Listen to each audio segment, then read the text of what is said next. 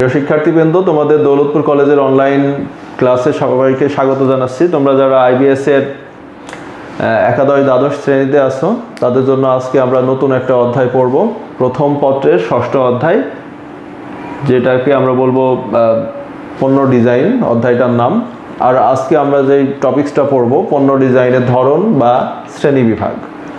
তো পণ্য ডিজাইনের ধরন বা শ্রেণী বিভাগে যাওয়ার আগে আমরা যেই বিষয়টা আলোচনা করব সেটা হচ্ছে পণ্য ডিজাইন, যেটাকে ইংরেজিতে বলছে প্রোডাক্ট ডিজাইন। সংজ্ঞাটা কাকে বলে? যে কোনো পণ্য উৎপাদনের পূর্বে এর আকার, আকৃতি, কালার, প্যাটার্ন, শেপ কেমন হবে সেটাকে নির্ধারণ করা, ইভেন নির্মিতব্য পণ্যে সেটাকে প্রয়োগ করা, তাকে আমরা বলবো হচ্ছে পণ্য ডিজাইন।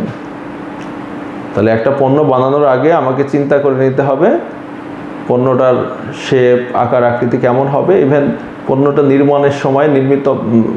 নির্মাণের সময় সেই থিওরিটা অ্যাপ্লাই করা বা প্রয়োগ করা, সেটাকে আমরা বলতে পারি পণ্য ডিজাইন। তো পণ্য ডিজাইনের আজকে আমরা চারটা শ্রেণী বিভাগ বা ধরন দেখব। এখানে প্রথম ধরনগুলো হচ্ছে ক্রিয়াগত ডিজাইন, নান্দনিক ডিজাইন, উৎপাদন ডিজাইন, প্যাকেজিং ডিজাইন। তো আমরা একটা একটা করে ধরন বিস্তারিত আলোচনা করব। শিক্ষার্থীবৃন্দ, তোমরা একটু মনোযোগ দিয়ে ক্লাসটা অনুধাবন করো। তো ক্রিয়াগত ডিজাইনটা প্রথমে বলবো, যে যেই ধরনের ডিজাইনের ফলে, ক্রিয়াগত ডিজাইনের আরেকটা নাম হচ্ছে ব্যবহারিক ডিজাইন, যে ডিজাইনের ফলে পণ্যের উপযোগিতা বা পণ্যের কার্যকারিতার ক্ষেত্রে চেঞ্জ হয় তাকে আমরা বলবো ক্রিয়াগত ডিজাইন। যেমন যদি বলি যে গ্রামীণ ফোন নেটওয়ার্ক আগে 2G 3G ছিল, এখন ক্রিয়াগত ডিজাইনের কারণে সেটার উপযোগিতা বা কার্যকারিতায় আরও চেঞ্জ হয়েছে, এখন সেটা হয়েছে 4G। ইভেন এইরকমভাবে আরও এক্সাম্পল দেওয়া যায় যে মশার কয়েল আগে যে ধরনের ক্ষমতা সম্পন্ন ছিল, এখন তার চেয়ে দ্বিগুণ ক্ষমতা সম্পন্ন হয়েছে, দ্বিগুণ গতিতে মশা তাড়ানোর ক্ষমতা সে রাখে। এটা যদি আমরা বলি সেটাকে আমরা ক্রিয়াগত ডিজাইন বা ব্যবহারিক ডিজাইনের সাথে সামঞ্জস্যপূর্ণ উদাহরণ বলতে পারবো। পরবর্তী আমাদের যে বিষয়টা হচ্ছে সেটা হচ্ছে নান্দনিক ডিজাইন বা রুচিসম্মত ডিজাইন। নান্দনিক বা রুচিসম্মত ডিজাইন বিষয়টা এরকম যে পণ্যের কোনো কার্যকারিতার ক্ষেত্রে বা উপযোগিতার ক্ষেত্রে কোনো চেঞ্জ হয় না, এখানে পণ্যের যে বাহ্যিক সৌন্দর্য সেটাকে ফুটিয়ে তোলা হয়, এটাকে আমরা বলতে পারি নান্দনিক ডিজাইন। যদি আমরা বলি যে সিম্ফনি যে মোবাইল ফোন, তারা চেষ্টা করছে সব সময় তাদের ফোনের বাহ্যিক সৌন্দর্যটাকে এর একটা ভালো শেপ দেয়া, কালার দেয়া, একটা ভালো ডিজাইন দেয়া, এটা দিয়ে কাস্টমারকে আকৃষ্ট করা, এটাকে আমরা বলতে পারি নান্দনিক বা রুচিসম্মত ডিজাইন। এবার পরবর্তী আমাদের যে টপিকস আছে সেটা হচ্ছে উৎপাদন ডিজাইন।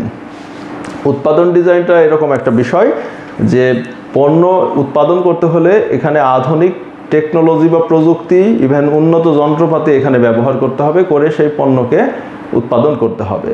তো উৎপাদন ডিজাইনের যে মূল থিম সেটা হচ্ছে যে পণ্যের উৎপাদনশীলতা বাড়ানো, ইভেন এখানে পণ্যের উৎপাদন খরচটাকে কমানো, সেটাকে আমরা বলতে পারি উৎপাদন ডিজাইন। এখানে উৎকৃষ্ট উদাহরণ হচ্ছে যে একটা ইটের ভাটা হয়তো ম্যানুয়াল পদ্ধতিতে চলতো, শ্রমিকের দ্বারাই বেশিরভাগ কাজ সেখানে হতো, তার পরিবর্তে এখানে যেটা অটোমেটিক ইট ভাটা আসছে সেটার এক্সাম্পল আমরা দিতে পারি। এখানে বেশিরভাগ কাজটাই দেখা যাচ্ছে মেশিনের মাধ্যমে হয়, ইভেন এখানে উৎপাদনশীলতা অনেক বেশি, উৎপাদন খরচটা অনেক কমে যায়।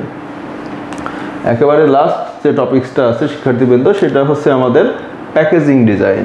প্যাকেজিং ডিজাইন এরকম বিষয় যে প্যাকেজিং ডিজাইন হচ্ছে পণ্যের এখানে গুণগত মান বা কার্যকারিতায় কোনো চেঞ্জ হয় না, পণ্যের যে আবরণ বা প্যাকেটটা থাকে যেটাকে প্যাকেজিং ডিজাইন বলে, সেটাকে আমরা বলছি। এখানে প্যাকেজিং ডিজাইনটা কেন করা হয়? এখানে ক্রেতার কাছে পণ্যকে আকৃষ্ট করে তোলা হয়, পণ্যের যে ইনফরমেশনগুলো থাকে, বেসিক ইনফরমেশন, যে পণ্যের ওজন কত, এই পণ্যের মূল্যটা কত, পণ্যটা কি বিএসটিআই বা আইএসও সার্টিফাইড নাকি, পণ্যটার কবে উৎপাদন হয়েছে, পণ্যটা কবে মেয়াদ শেষ হবে, এই ধরনের ডিটেলস ইনফরমেশনগুলো প্যাকেজিং ডিজাইনে দেওয়া থাকে।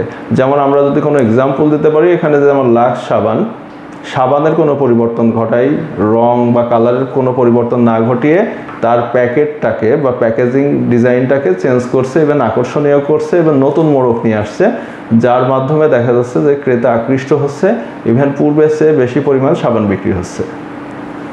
তো শিক্ষার্থীবৃন্দ, আজকে আমাদের মোটামুটি আলোচনার বিষয়বস্তু এতটুকুই ছিল।